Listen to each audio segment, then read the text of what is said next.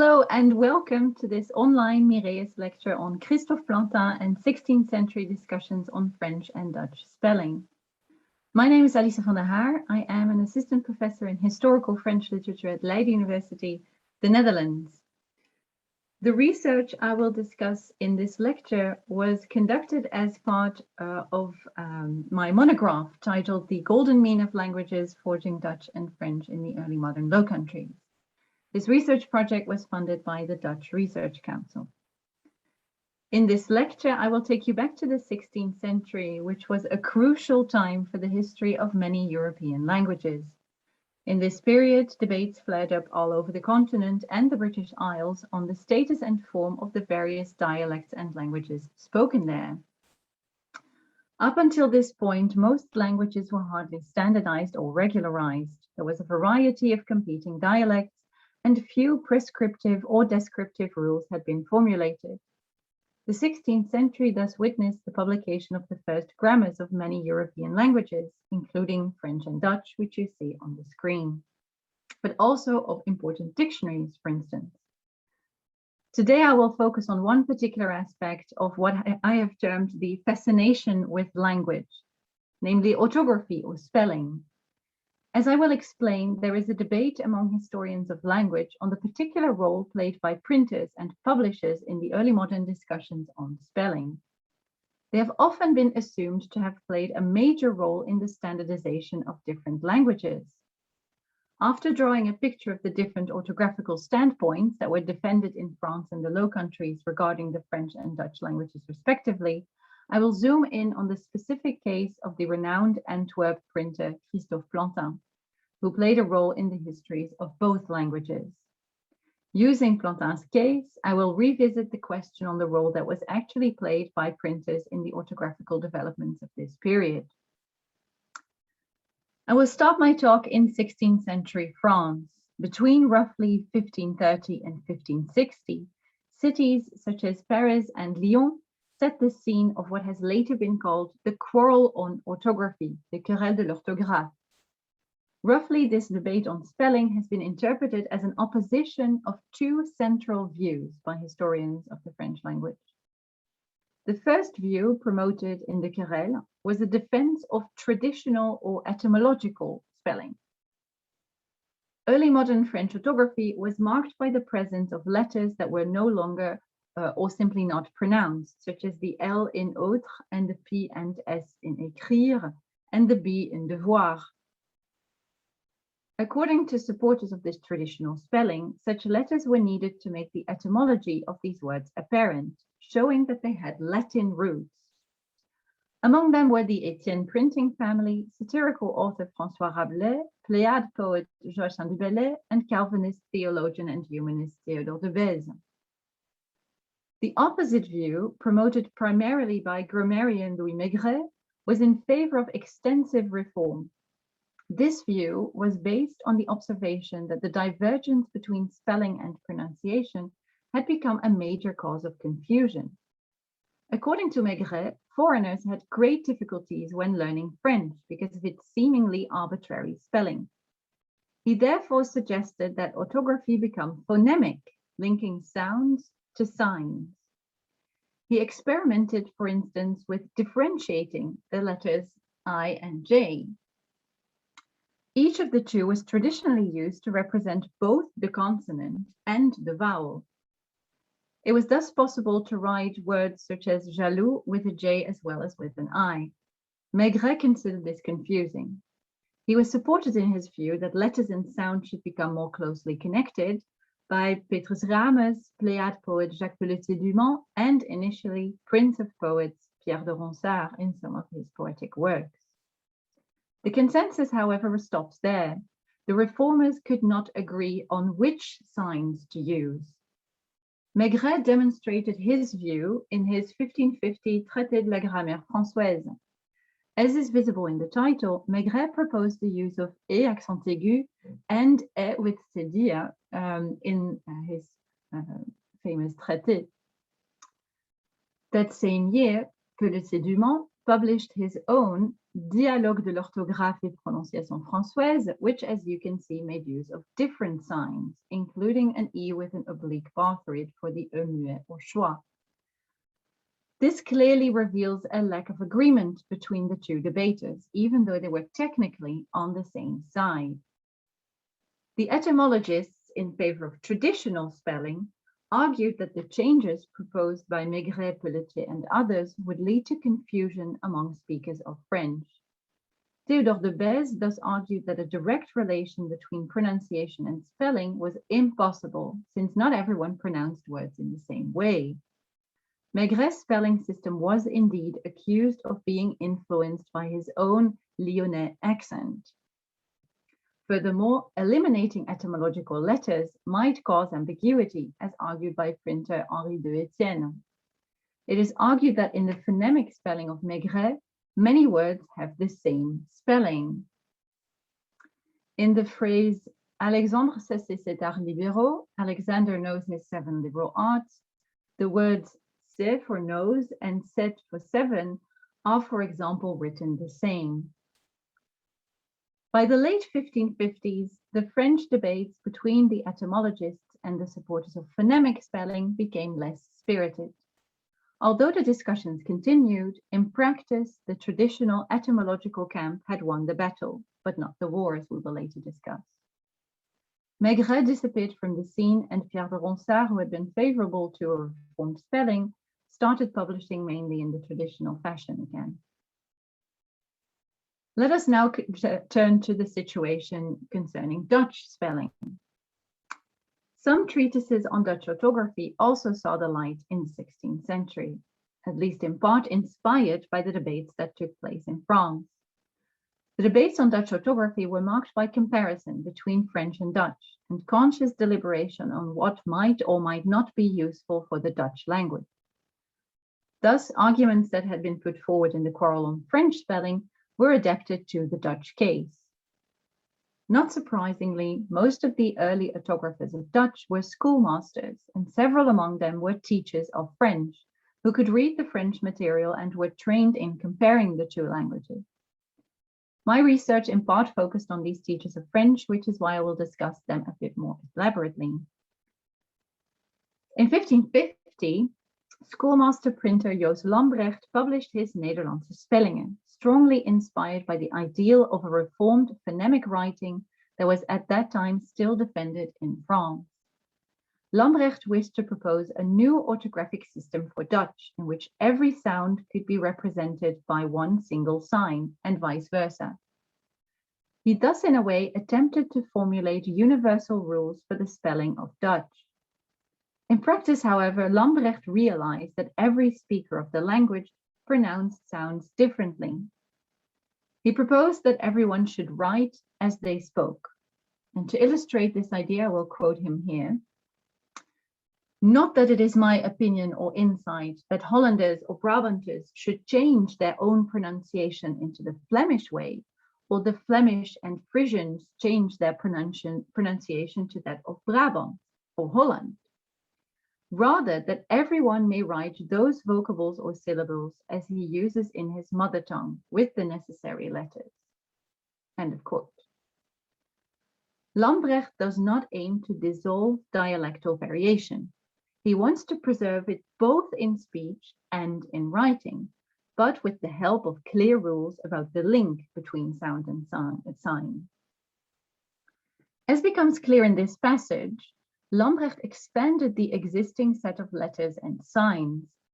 While he does not refer to his French sources of inspiration explicitly, the use of the E with an oblique stroke through it for the E muet seems to indicate that he must have known the work of Pelletier du Mans, as it is unlikely that he came up with the same solution independently. Lambrecht's elaborate use of the accent grave and accent aigu and the fact that he proposes the sign of an E with a cédille might indicate that he also knew Maigret's Traité de la grammaire française. Finally, it is relevant to remark that Lambrecht was aware of the difficulties posed by the use of I and J and U and V. In his spelling treatise, Lambrecht introduced a dot underneath I and U when they are used as consonants. His Naamboek, published 4 years earlier in 1546, seems to be the first printed book in Dutch which distinguishes U and V. In 1576, a lawyer from Mechelen, Antonius Sexagius, published another treatise on Dutch spelling, although it mainly focused on the dialect of Brabant. Sexagius proposed to take not French but Latin as an example for the spelling of this dialect. 5 years later, in 1581, Pontus de Huyter published his Nederduitse orthography. He strove for a uniform Dutch spelling based on elements taken from different dialects. One of de Huyter's most remarkable suggestions was using an H to convey the ch sound. In the second decade of the 17th century, there was another surge in interest in the topic. I will briefly concentrate on this period now to show that for Dutch too, there was a discussion between spelling reformers who wished to simplify it and traditionalists. In 1612, Jacob van der Schuren issued his treatise on Dutch orthography. Like Lambrecht, whose work he surely must have known, although he does not mention him, van der Schuren proposed a reformed spelling of Dutch that was inspired by French defenses of phonemic spelling. He does not follow all of Lambrecht's proposals, however. Van der Schuren supports a uniform spelling regardless of one's dialect. The only spelling debater explicitly mentioned by van der Schuren is Pléiade poet Pierre de Ronsard. In the preface to his treatise, van der Schuren quotes a passage from Ronsard's Abrégé de l'art poétique français that summarizes the poet's main viewpoints on spelling. The most important element is that all superfluous letters should be avoided. Van der Schuren explains that speakers of Dutch are quick to criticize unpronounced letters in French writing, which suggests that French spelling was widely discussed by speakers of Dutch as well. They fail, however, to see the log in their own eye, that is, the superfluous letters in Dutch. This line of thought incites van der Schuren to apply reformed spelling in Dutch. Van der Schuren is particularly determined to reject all redundant letters, such as the combinations CK and GH, which, according to him, should be replaced by K and G. Like Ronsard, van der Schuren uses V and J for the consonants and I and U for the vowels. In the year following van der Schuren's publication, another teacher of French, Anthony Smeeters, felt obliged to react to the proposals concerning his native tongue. The phonemic ideal is, in Smeeters' opinion, unreachable because of the dialectal variety within the Dutch speech community. Smeeters called on his fellow debaters to make use of the example of the French discussions, where after years of experiments with phonemic spelling, the traditional orthography had been restored. To support his call for traditional spelling, Smeeters uses arguments that are similar to those used by the defenders of such orthography for French. He points out the importance of stability and thus of maintaining the existing rules rather than changing them. He refutes, furthermore, the argument of learnability, stating that, and I quote, "This innovation does not benefit us, our neighbors or strangers who wished to learn the Dutch tongue." Whereas the supporters of phonemic spelling claimed that it was easier to learn the rules of writing if sound and sign were connected, Smeeters claimed that there were no good reasons to adopt the phonemic style. Now that we have seen the parallels between the orthographical debates concerning French and Dutch, which both had a side supporting reform and simplification and a side supporting traditional spelling, we will now turn to the role of printers and publishers in all this. In their famous book, L'apparition du livre from 1958, Lucien Febvre and Henri-Jean Martin devoted a chapter to the relation between the advent of print and language change. Febvre and Martin argued that printers, in order to enlarge their possible area of distribution, avoided dialectal variation in spelling and vocabulary and thus stimulated the standardization of the vernacular language. This theory was later supported by media theorists and historians such as Marshall McLuhan, Jan van der Heijden, Elizabeth Eisenstein, and others. It has now become so widely accepted that Peter Boeck has called this link between the printing press and standardization the logic of print. But how logical was this connection between print and the uniformization of orthography for the people engaged in printing houses? Upon closer scrutiny, it becomes apparent that explicit remarks of printers and their employees on the topic are actually very rare, and they hardly expressed any fears over orthographical variation. Schoolmaster printer Lambrecht was absolutely exceptional in this respect. While printers frequently added prefaces to their publications to promote or defend the text in question and the form in which they had printed it, remarks on spelling are uncommon.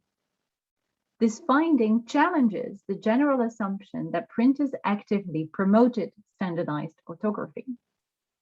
I will now briefly go over the rare remarks on spelling made by printers from the 16th century Low Countries that I have come across in my research to demonstrate this point. An early comment on French spelling was made in 1529 in a New Testament published by Antwerp Bible printer Willem Forsterman. In the colophon, Forsterman claims to have removed all superfluous spelling from the French text. It is tempting to interpret this statement as somehow supporting phonemic orthography, which rejected unpronounced etymological letters. In 1529, however, the quarrel on French orthography, which opposed supporters of traditional etymological spelling and those of reformed phonemic spelling, had not yet gained momentum. Moreover, Forsterman's Bible itself makes ample use of etymological unpronounced letters, such as the S and P in écriture and the C in savoir. It is more likely that the printer targeted genuine orthographical errors, guaranteeing the correctness of his edition of the sacred text. A first brief statement about Dutch spelling was made by Gent printer Jan Cauweel in 1555, when he issued De Konst van Rhetorieke, a treatise on the Dutch poetics by rhetorician Matthijs de Kastelein.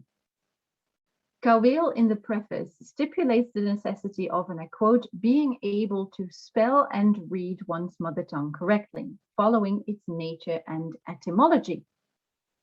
The explicit reference to etymology is relevant as it indicates that Cauweel was probably aware of the ongoing quarrels on French spelling, and notably the defenses of etymological spelling. However, as rhetorician Matthijs de Kastelein, the author of the treatise, was particularly interested in these debates, it is likely that Cauweel had found his inspiration in this work itself. Forsterman and Cauweel's remarks on orthography remain superficial and do not harbor a desire for standardized spelling. One other text, stemming from a printer's environment, actually actively attacked the orthographical discussions. Cornelis Kilian, who had been a corrector for Christophe Plantin, published a Latin poem denouncing the quarrel over orthography. He added it to a dictionary, which was printed in the workshop of his former employer in 1599, long after Plantin's death. Kilian's writing expresses fatigue with the debates, and I quote him here, "I beseech and pray all orthographers to prefer peace over war." In his opinion, the discussions on spelling are a waste of time. A similar opinion would later be expressed by schoolmaster Smeeters. Variation is no bad thing, Kilian argues, as long as the text in question remains readable. Rather than indicating that Kilian was not interested in the study of language, this poem shows that orthographical diversity was not necessarily looked upon in a negative light in a printer's milieu. In general, it seems likely that many printing houses developed their own house styles in order to speed up the process of typesetting, and perhaps to save space on the page by eliminating superfluous letters. Furthermore, there are a few examples of printers who made no explicit comments on spelling, but whose printing house did make deliberate orthographical changes. René Verdier has studied various editions of the vocabulary book of Noël de Berlaymont. His research revealed that the spelling of the work changed multiple times as it was issued by different printing houses, but he did not discern a unilinear movement in the direction of a standard form of Dutch. In one case, it seems that a degree of uniformization was sought after. In 1562, Antwerp printer Jan van Gele published works of Bruges rhetorician Antonis de Rovere. Roland Willemijns has compared the printed text with manuscript versions, and he discovered that Van Gele's printing house removed West Flemish dialect forms. The fact that neither Van Gele nor the printers of the Berlaymont text explicitly commented on the decision to adapt the spelling suggests that it concerns a pragmatic rather than an ideological decision, enlarging the potential market for the work in question. Now I would finally like to turn my gaze to the case study for today, Christophe Plantin.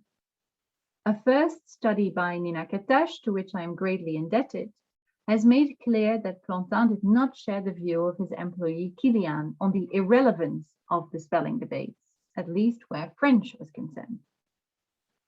Already in his first publication, a bilingual Italian-French edition of Giovanni Michele Brutto's Treatise on Girls' Education, issued in 1555, Plantin adopted non-traditional typographical elements, such as the use of the accent aigu on the E, for instance in trouver on the screen.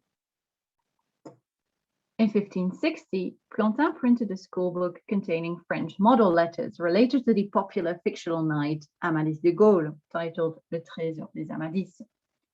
Plantin chose this schoolbook to present for the first time his take on French orthography. And I quote, "And as many find the pronunciation of French difficult because of the redundant letters that are usually written without being pronounced, we have, following the advice or even order of persons with great authority, adopted a manner of spelling that among the new fashions is at present the best received." End of quote. Spanning 3 pages in total, Plantin's preface gives an elaborate overview of his opinion on French spelling. His claim that he followed the suggestions of persons with great authority was no exaggeration, as the text makes clear that he was indeed fully aware of the querelle de l'orthographe as it had taken place in France. He was informed of the argument used by supporters of phonemic spelling that the differences between writing and pronunciation caused difficulties for those learning the language. Plantin therefore supported moderate reform. The spelling program Plantin proposes in the preface to the Trésor is close to Pléiade poet Pierre de Ronsard's view. In line with the Prince of Poets, Plantin proposes the use of the accent circonflexe when the S following a vowel is not pronounced, for instance in près and tôt. He also uses the accent aigu and omits unpronounced etymological letters, such as the L in autre.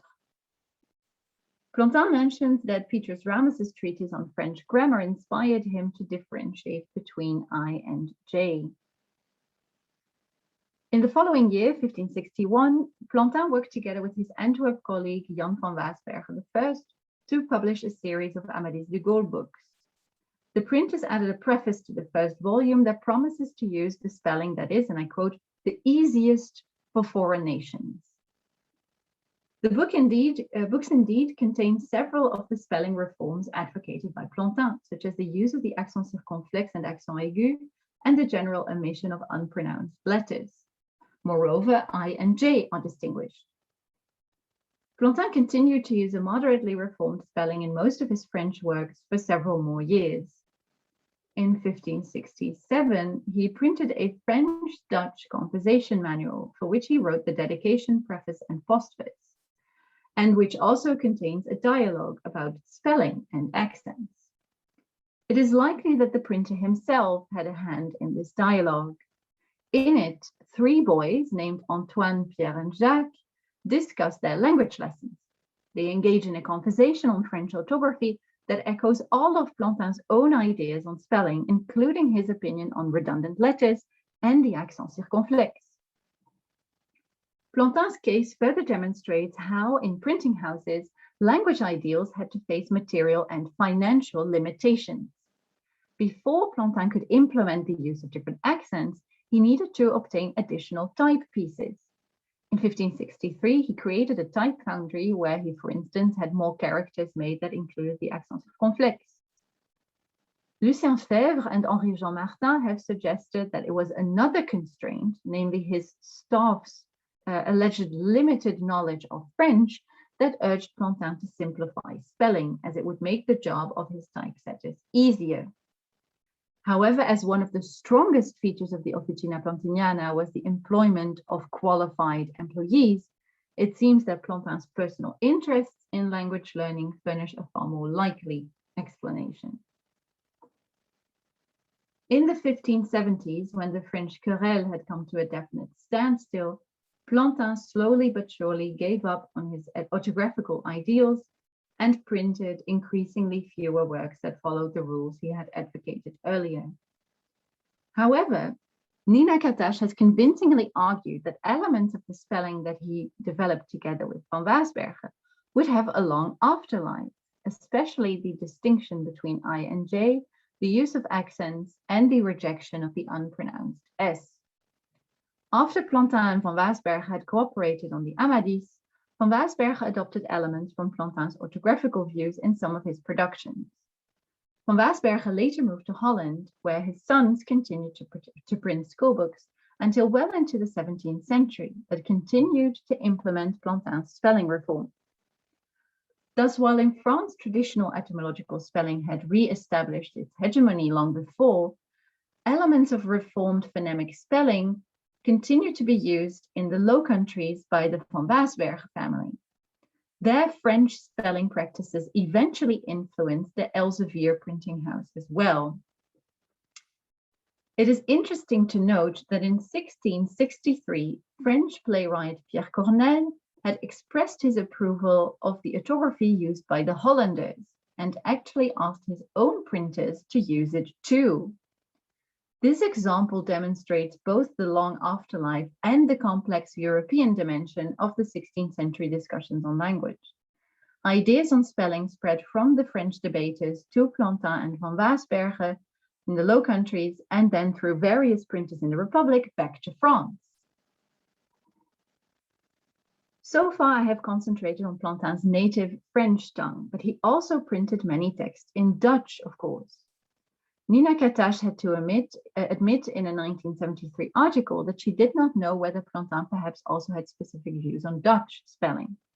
Since then, the issue has not been revisited, to my knowledge. A first conclusion that can be drawn from studying the Dutch material printed by Plantin is that he did not write explicitly on the topic in prefaces to printed editions, as he had done for French. I therefore conducted a general survey of the Dutch works printed by the Oficina Plantiniana over the years in order to map spelling practices. And I will show you a few lines of my overview here. This survey shows that the workshop used a relatively stable spelling. Words ending in K are virtually always spelled CK. The open A is almost consistently spelled AE, and for the GH seems to be preferred. The use of CK, AE, and GH is not fully consistent, however. When I discussed these findings with Professor Miraeus from the University of Antwerp, he suggested to me that there might be a practical reason for this inconsistency. Typesetters could remove a letter to facilitate text alignment. If there was one letter too many on a line, it was easy to remove a C in the word Boek, for instance. Removing these C's and H's consistently would, of course, have been a profitable way of saving space and thus ink and paper. However, apparently the custom to preserve these letters was too great to apply this cost-saving measure on a larger scale. Another aspect that struck me when considering my survey was that the U and V and the I and J are not distinguished. This is remarkable, as Plantin advocated the disambiguation of I and J in French from his earliest prints onwards. Overall, these spelling choices follow common practice in the Dutch printing of the time. As such, they represent a low level of financial risk, which is perhaps the reason for their adoption in Plantin's printing house. In this case, the fact that Plantin was not a native speaker of the language may have kept him from making any innovations. I must also add that there are a few important exceptions to the general rules I was able to deduce from the survey. The Officina Plantiniana in fact agreed to adapt to the orthographical wishes of some of its authors. For instance, Pontus de Huyter's 1581 treatise on Dutch spelling and the 1584 Tweespraak, the first grammar of Dutch, were each printed in the spelling they promoted. For de Huyter, this meant that the G sound, the G sound, was generally spelled as H.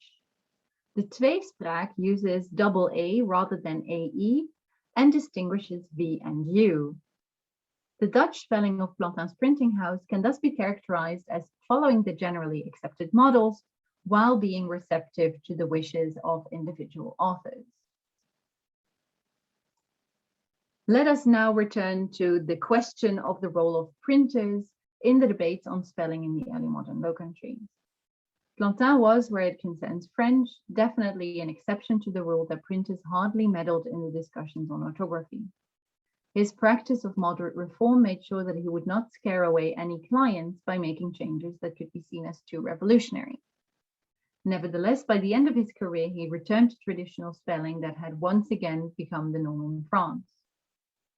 It thus seems that the impact of individual printers was very limited, but that some general uniformization across printing houses did take place, which is what forced Plantin back to the French customs adapted by his colleagues.